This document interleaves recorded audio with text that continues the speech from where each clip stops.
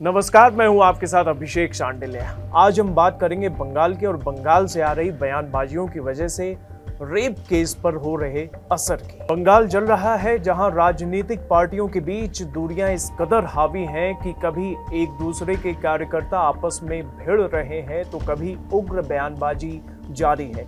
परिणाम स्वरूप कोलकाता रेप के बाद उठा जन आंदोलन अब टीएमसी वर्सेस बीजेपी में तब्दील हो चुका है।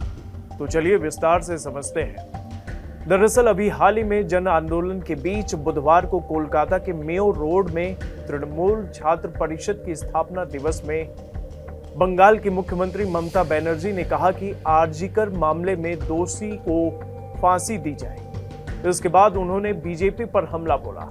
बांग्लादेश का जिक्र करते हुए तृणमूल सुप्रीमो ने कहा कि कुछ लोग सोचते हैं कि यह बांग्लादेश है, मैं उनसे प्यार करती हूँ, उनकी संस्कृति हमारी संस्कृति है, लेकिन यह एक अलग स्थिति है। पर साथ ही ममता ने जो अपनी अगली बात कही उस पर बवाल जारी है, जहां उन्होंने कहा भारत एक अलग देश है, अगर बंगाल में आग लग गई है तो कोई भी राज्य बचेगा नहीं।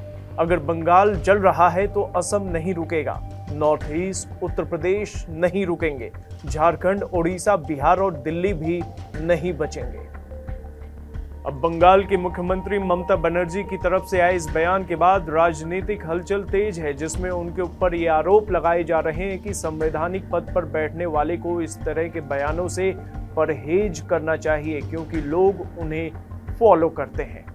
तो वहीं दूसरी तरफ बीजेपी के सांसद सौमित्र खान के बयान ने राजनीति के मैदान में एक नई बहस छेड़ दी है, जिसमें उनका दावा है कि 2026 में ममता नॉर्थ ईस्ट का रास्ता बंद कर देंगी। अब सवाल यह है कि एक अकेले बंगाल से इतनी खबरें आना क्या चिंता का विषय है, क्योंकि एक तरफ खुद सीएम की तरफ से अलग अलग प्रदेशों में हिंसा फैलने का डर तो दिखाया जा रहा है, पर साथ ही राज्य के अंदर भी हालात बद से बदतर है, जहां कभी दूसरे पार्टी के कार्यकर्ता की गाड़ी पर फायरिंग की बात सामने आती है, तो वहीं दूसरी तरफ कोलकाता रेप कांड के बाद पुलिस के रवैये को लेकर भी जन आंदोलन जोरों पर है। और यही नहीं, खुद भारत की राष्ट्रपति द्रौपदी मुर्मू की तरफ से बंगाल रेप कांड पर जो बयान आया है वो भी स्थिति की भयावहता को दर्शाता है।